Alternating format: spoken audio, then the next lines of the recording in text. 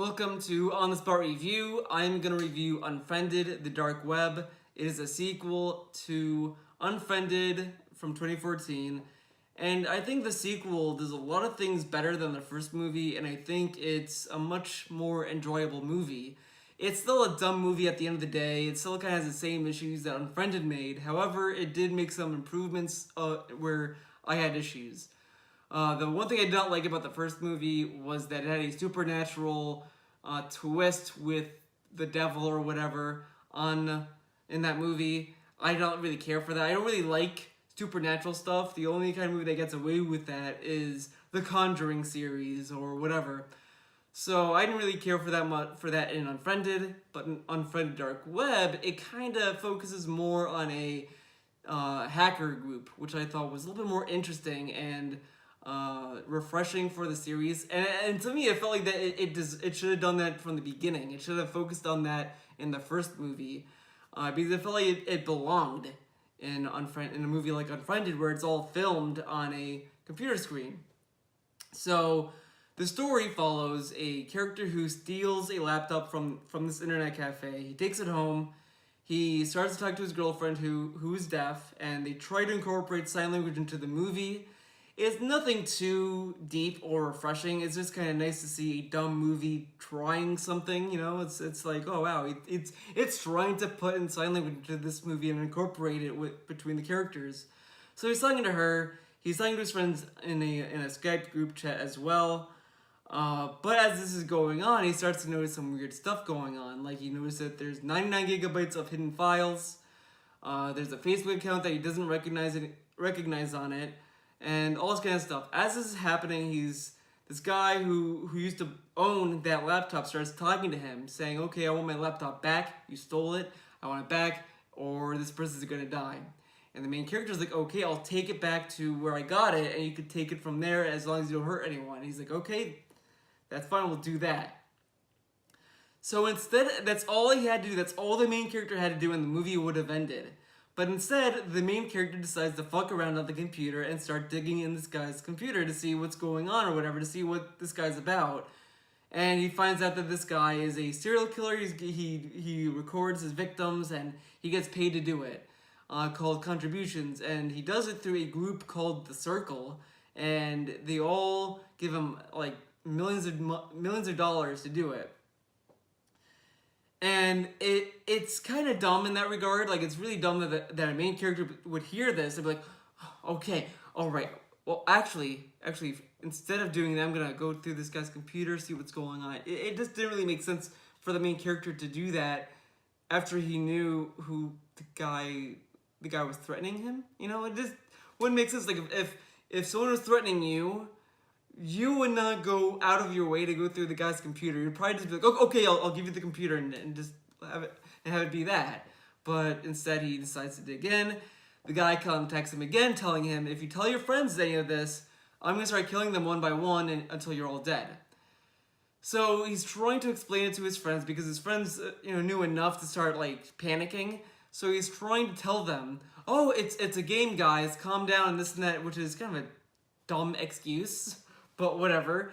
The thing that this kind of blew my mind, the killer tells him that he's monitoring him, he's watching him through his computer and his screens and all this other stuff. But I'm sitting there, I'm like, it's 2018 or whatever year that this movie is filmed in. All of these people have cell phones. Why can't they text message each other? Why can't they talk through a text message? Now, of course, you might say, but Theo, the killer will be able to see the cell phone through the face cam. The face cam has only a limited perspective. So the guy could literally be texting someone below the face cam without the guy knowing, and they could just go from there. But instead, it's like, well, that would just end the movie. So let's have them all talk on computer only, which just, it's like, you have cell phones, use them, like, this reality that this movie constantly tries to build makes no sense. Like, how can you have kids that are tech savvy in the movie and not think about, maybe I should use my cell phone to text someone? Blows my mind, right? So that's kind of the level of intelligence that these characters have. Now, the characters, I will say this in their defense, is that they are at least more likable than the characters in the first movie. In the first movie, the characters were all unlikable, and they all started drama, and they started gossiping, and started doing this dumb shit between each other. It was awful. They were just very, very unlikable characters. At least here in this movie, the characters are likable and they're uh, somewhat unique. The kind of characters that they are pretty shallow in of itself. Like, oh, we have the Alex Jones character that just doesn't like society. Oh, Facebook and Twitter are we're products of Facebook and Twitter. You have that kind of character. The Alex Jones character. You have two girls that are lesbians and they're coming out and they're getting married, but their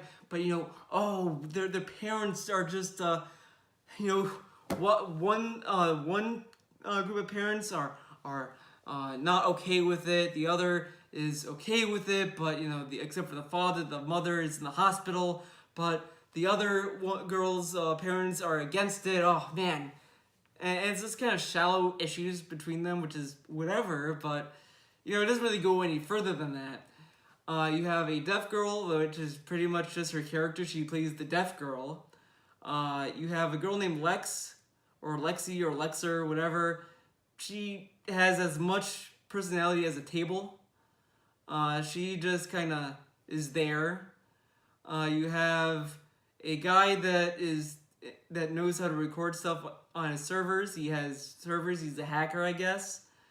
And then you have the main character who is just an app designer. And that's pretty much it for the characters. I mean, they have their own tiny nuances, but they don't really go any further than what I just described.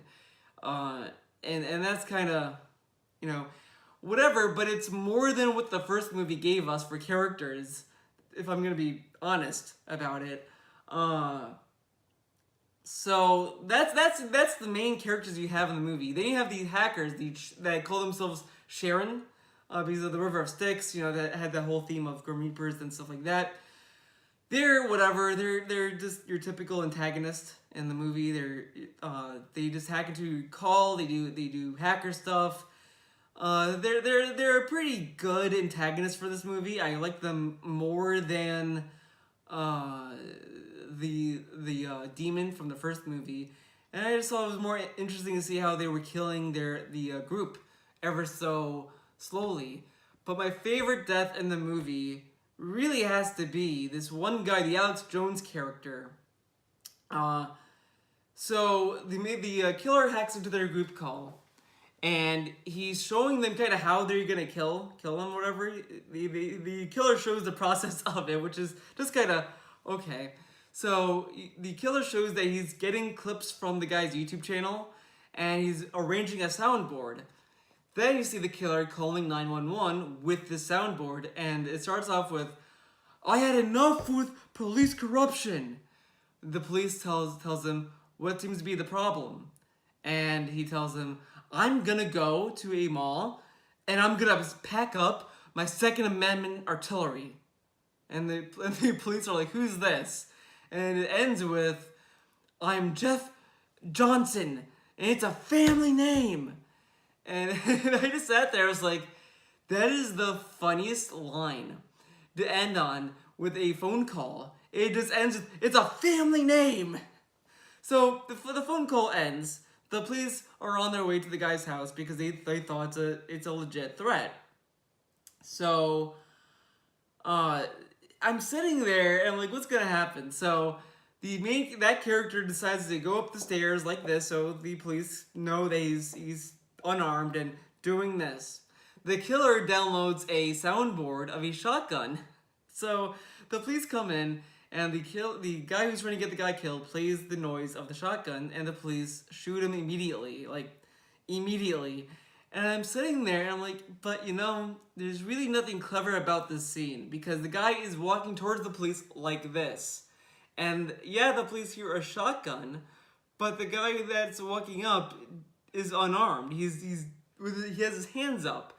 Now, I'm going to talk about Fargo. Fargo, the TV series, has a scene where Lorne Malvo a character to a fitness machine, and he tapes a shotgun to the guy's hand, and so he's stuck like this. He can't let go. He can't do anything. He can't even talk because the guy gagged his mouth. So he's doing this. He calls the Lauren Malvo calls the police to that house, and he arranges so that there's gonna be gunshots going through the windows, but the police won't know where the gunshots are coming. So the police barge in, and they assume the guy that's tied down to the fitness machine is the shooter, and kill him right then and there. The police also could not see the tape either, because there was the way that Lauren Malvo sets up the lighting in the house is so that all you see is like a shadow that is kind of pointing like this, but you don't see any detail. And that's a clever scene because the police don't know if this guy is a victim or whatever. They just see that he's holding a shotgun and just shoot him because they assume that he's dangerous. In this movie, there's really nothing threatening about the guy that's walking towards the police like this. There's nothing ingenious. Like, instead, what the killer should have done was just make it so that the character can't leave his computer. Like, do something that makes him want to stay on this computer the whole time. As the police come down, they will see him like this, and they won't notice anything, and then have the guy play something differently, like a soundboard of him saying something that is more incriminating or would lead to him getting shot or something. It just wasn't a clever scene, but it was just funny to see how that scene played out. So that to me was the highlight of the movie. After that point, it just kind of goes to whatever. Characters die left and right. One scene that was just kind of highlights another dumb moment with the characters. So at the end, the main character's girlfriend is getting out of the subway, and he's telling her, oh, go to the park where we first had our kiss. She goes to a different address because she tells him that he texted her a different address. So he's like, I didn't send you that, and then he starts panicking. But he's telling her, and as he's talking to her, FaceTiming with her, he's on his bicycle, he's on his bike. So she could clearly see that he's not inside his house. Like she sees the stars, she sees the nighttime sky, all this stuff. So she could clearly tell that he's not inside his house. The killer hacks the call, and she sees that he's inside the house. Now I'm sitting there, I'm like, she doesn't think to herself, wait a second, I just saw him outside. Now he's inside the house. And he's saying something completely different now than he was before, because she could read lips. Oh, well, I guess I'm gonna go in anyway because he's telling me to go inside even though he's in a different environment than he was before. It just didn't really add up at all. And then she ended up getting killed. He gets killed as well by the end. But the movie itself, it's still enjoyable for what it is. It's a dumb ride overall, but it's kind of a dumb movie to begin with. So if I were to rate Unfriended, the dark web, I would give it a 6 out of 10. It's a dumb movie. It's enjoyable if you really like watching dumb movies. If you want a movie that's more engaging or that has kind of like substance to it, this is not the movie for you. But if you like just a dumb movie just to sit back and not think and just kind of have fun watching dumb shit, this is your movie. I think it's a fun movie that at least somewhat is aware of its stupidity and the kind of reputation that the first movie kind of gained for the franchise. So I think if it's gonna continue, it's gonna go the way of the Purge movies, where it's just gonna become more inflated and more ridiculous. So that's it for Unfriended, the dark web. Hope you liked this review. See you next time.